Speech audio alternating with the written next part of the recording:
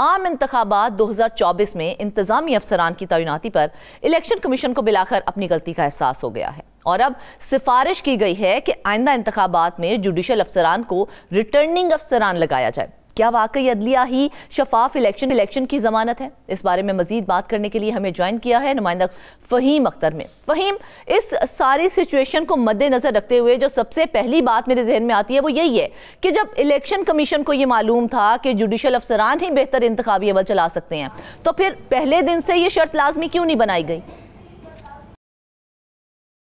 बड़ा अच्छा सवाल किया आपने फरजाना, आपका शुक्रिया। ये एक इंतहाई अहम और संगीन मामला है क्योंकि इंतखाबात हर 5 साल बाद पाकिस्तान के जनरल इलेक्शंस होते हैं कौमी और सूबाई असम्बलियों के ऊपर, और उनके बाद फिर हुकूमतें बनती हैं जो कि अगले 5 साल तक पाकिस्तान के अवाम का, उनके मुस्तकबिल का, उससे मुतालिक फ़ैसले करते हैं। इंतज़ामी फ़ैसले किए जाते हैं, इस अमन व अमान के फ़ैसले होते हैं, मुआशी होते हैं, समाजी होते हैं, बड़े इंटरेस्टिंग किस्म के फ़ैसले किए जाते हैं, कानून साजी भी ये लोग करते हैं। इसके के लिए जो बेस होती है वो इलेक्शंस होती है, और इलेक्शंस की जो बेस होती है वो जो ऑफिसर्स होते हैं जिन्होंने इलेक्शन कंडक्ट कराना होता है वो होता है इंतखाबी अमला। हर इलेक्शंस में सियासी जमातें हों या उम्मीदवारान हों, क्योंकि वो की स्टेक होल्डर होते हैं उस इलेक्शन में, वो कंटेस्ट कर रहे होते हैं सियासी जमातें और उम्मीदवारान, वो ये डिमांड करते हैं इलेक्शन कमीशन ऑफ पाकिस्तान से कि कानून के मुताबिक 3 आपके पास ऑप्शंस हैं। एक तो आप returning officer, assistant returning officer, और जो डिस्ट्रिक्ट रिटर्निंग ऑफिसर्स होते हैं वो अपने अफसरान में से लगा सकते हैं, अदलिया से ले सकते हैं या फिर इंतजामिया से ले सकते हैं। ये एक इलेक्शन कमीशन के पास जो इख्तियार है। 2024 के इलेक्शन 1985 के इंतखाबात के बाद ये वाहिद इलेक्शन साबित हुए हैं। इन इंतखाबात में जुडिशल अफसरान को returning officer, district returning officer नहीं लगाया गया, बल्कि ये ऑफिसर्स लिए गए हैं ब्यूरोक्रेसी से, इंतज़ामिया से। इंतज़ामिया के ऊपर ये इल्ज़ाम लगता रहता है कि ये एक्सपोज होते हैं, ये सियासी हुकूमतें जो बनती हैं उनके नीचे काम करते हैं, उनके मातहत होते हैं।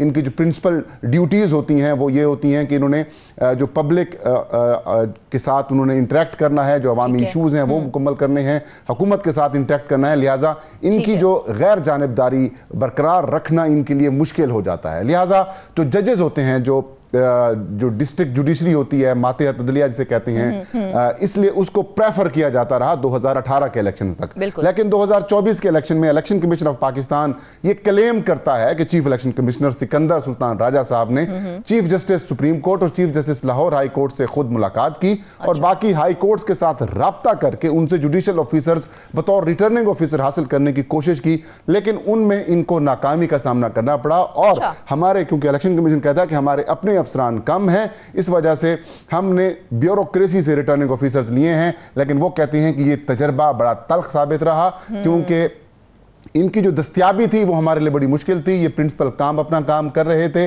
और जो इलेक्शन ड्यूटीज़ थी उनके लिए इनके लिए टाइम निकालना मुश्किल था। और दूसरा अहम जो सब्जेक्ट जो उनकी तरफ उन्होंने निशानदेही की इलेक्शन कमीशन ने, वो ये है कि इनको इलेक्शन एक्ट और इलेक्शन कंडक्ट के हवाले से जो कानूनी मामलात हैं वो समझने में दुश्वारी थी, जबकि माजी में हमने देखा जो जुडिशल ऑफिसर्स थे वो इलेक्शन एक्ट को भी समझते थे, कंडक्ट ऑफ इलेक्शन के जो कवानीन हैं, रूल्स हैं, या फिर जो आइन ये कहता है उसको भी उनका समझना आसान था। लिहाजा उन्होंने ये सिफारिश की है पहले तो सामने नहीं आया था, क्योंकि जिस तरह से आप बता रहे हैं कि अदलिया ने जुडिशल अफसरान देने से इनकार कर दिया था, तो उस पर अवाम को क्यों अंधेरे में रखा गया? ये बात पहले क्यों मंजर-ए-आम पर नहीं आई?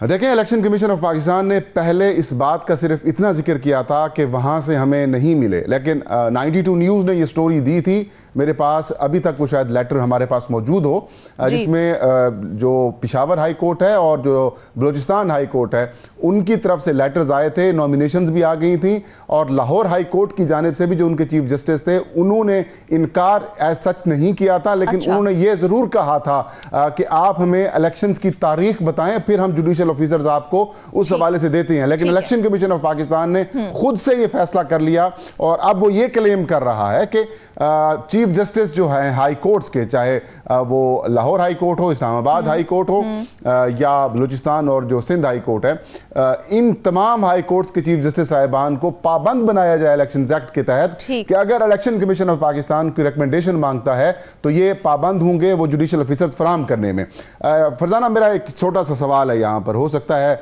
कि इलेक्शन कमीशन के लोग हमारा प्रोग्राम देख रहे हों। चलें, आपके पास 2024 के इलेक्शंस में जुडिशरी से या मातहत अदलिया से रिटर्निंग ऑफिसर्स आपको नहीं मिल सके थे, लेकिन पाकिस्तान की तारीख में कभी भी जो ज़िमनी इंतखाबात हैं, जो बाई इलेक्शंस होते हैं इलेक्शंस के फौरी बाद, वो कभी भी ब्यूरोक्रेसी से या फिर जुडिशल ऑफिसर्स नहीं करवाते, वो इलेक्शन कमीशन ऑफ पाकिस्तान के अपने ऑफिसर्स करवाते हैं। तो इलेक्शन कमीशन ये क्लेम करता है कि जनरल इलेक्शंस में उनके पास अपने ऑफिसर्स दस्तयाब नहीं होते, तो बाई इलेक्शंस में तो होते हैं।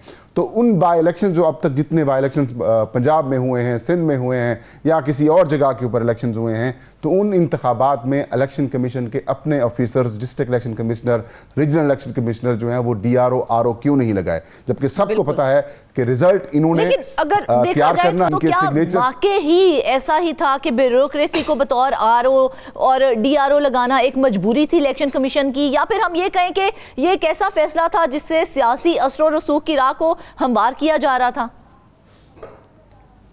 देखिए, जो पाकिस्तान तहरीक इंसाफ ने इसको, ज़ाहिर है वो भी एक बड़ा फरीक था और वो ये क्लेम करते हैं कि 2024 के इलेक्शन में उन्होंने वाज़ेह अक्सरियत हासिल की थी। उन्होंने ये क्लेम ज़रूर किया था और ये कहा था कि जो ब्यूरोक्रेसी से रिटर्निंग ऑफिसर्स लिए गए हैं, इसका मतलब ये है कि आपने धांधली करनी है और इलेक्शंस को मैनेज करना है। और बाद में जिस तरीके से नतायज भी आए, टीवी चैनल्स के ऊपर कुछ नतीजा आता था, फॉर्म 47 के ऊपर क्या नतीजा आया, और उससे बड़े डिस्प्यूट्स पैदा हुए हैं और सवालात उठे हैं इन इंतखाबात के ऊपर। लेकिन वही सवाल अभी तक बरकरार है कि बाय इलेक्शंस और जनरल इलेक्शंस में फ़र्क होता है।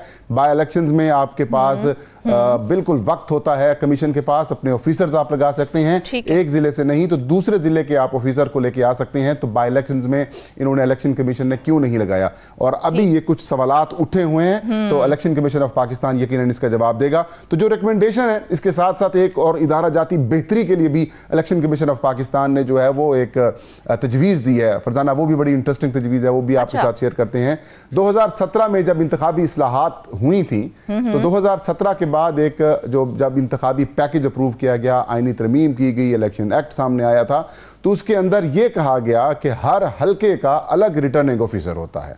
रिटर्निंग ऑफिसर का रोल बड़ा इंपॉर्टेंट होता है इंतखाबात में। उन्होंने पोलिंग स्कीम बनानी होती है, उन्होंने इंतखाबी मवाद की तकसीम करनी होती है, उन्होंने पोलिंग अमला तैनात करना होता है, उन्होंने पोलिंग स्टेशन मुकर्रर करने होते हैं कि फलां जगह के ऊपर इतने पोलिंग स्टेशन होंगे, इतने वोटर्स के लिए ये लोग मौजूद होंगे, और फिर उन्होंने फॉर्म 47 जारी करना है, फिर फॉर्म 49 उन्होंने इलेक्शन कमीशन ऑफ पाकिस्तान की तरफ भिजवाना है, फॉर्म 48 सारा को तैयार करके देना है। मतलब आप इसे कह सकते हैं कि किसी हलके का जो मास्टर होता है वो रिटर्निंग ऑफिसर होता है। ठीक है। तो रिटर्निंग ऑफिसर पहले जो होते थे वो हर हलके का एक अलग रिटर्निंग ऑफिसर नहीं हुआ करता था। 2018 के बाद इलेक्शन कमीशन ऑफ पाकिस्तान को यह पाबंद बनाया गया इंतखाबी इस्लाहात के जरिए कि हर हलके का कौमी असम्बली का अलग रिटर्निंग ऑफिसर होगा और सूबाई असम्बली का अलग रिटर्निंग ऑफिसर होगा। 2018 के इलेक्शंस के बाद भी इलेक्शन कमीशन को परेशानी तो आई, लेकिन उन्होंने सिफारिश ऐसा सच नहीं की कि हर हलके का अलग रिटर्निंग ऑफिसर नहीं होना चाहिए।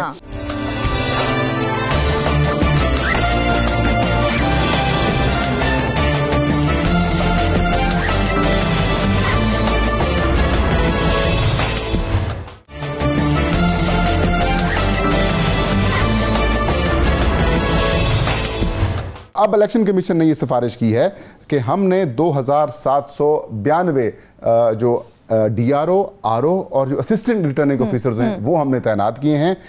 कौमी असम्बली के तमाम हलकों में 266 और सूबाई असम्बली के तमाम हलकों में 593 रिटर्निंग ऑफिसर्स बनाए हैं। तो इलेक्शन कमीशन का यह कहना है कि इससे हमें दुश्वारी होती है। दुश्वारी इस तरह से होती है, कौमी असम्बली के हलके के नीचे जो रिटर्निंग जो सूबाई असम्बली का हलका होता है, कहीं पे 2 हलके होते हैं, कहीं पर 3 हलके होते हैं। इलेक्शन कमीशन ये कहता है कि कानून के अंदर ये तरमीम की जाए कि जो कौमी असम्बली के हलके का RO होगा वो नीचे जो सूबाई असम्बली का हलका होगा उसका भी वही RO हो, ताकि उसको पोलिंग स्कीम बनाने में, इंतखाबी मवाद की डिस्ट्रीब्यूशन में और इंतखाबी नतायज मुरतब करने में आसानी हो। क्योंकि कमीशन ये समझता है कि जो प्रिजाइडिंग ऑफिसर होंगे जो कि पोलिंग स्टेशन के ऊपर जाकर जिन्होंने इलेक्शन करवाना है और फिर गिनती करके उन्होंने आके नतीजा रिटर्निंग ऑफिसर को देना और फिर फॉर्म 47 भरना है, वो तो एक ही होता है। वो पहले कौमी असम्बली वाले के पास जाता है, फिर सूबाई असम्बली वाले के पास जाता है। तो इस वजह से ताखीर हो जाती है इंतखाबी नतायज मुरतब करने में भी, मवाद की डिस्ट्रीब्यूशन में भी, पोलिंग स्कीम बनाने में भी और पोलिंग स्टेशन तैनात बनाने में भी। तो अब इलेक्शन कमीशन ने यह कहा है कि इलेक्शन एक्ट के अंदर भी तरमीम करके ये इख्तियार इलेक्शन कमीशन को जो है वो दिया जाए कि वो एक हलके में या जो एक रिटर्निंग अफसर को एक से ज्यादा हलकों में बतौर रिटर्निंग ऑफिसर जो है वो तैनात कर सकता है।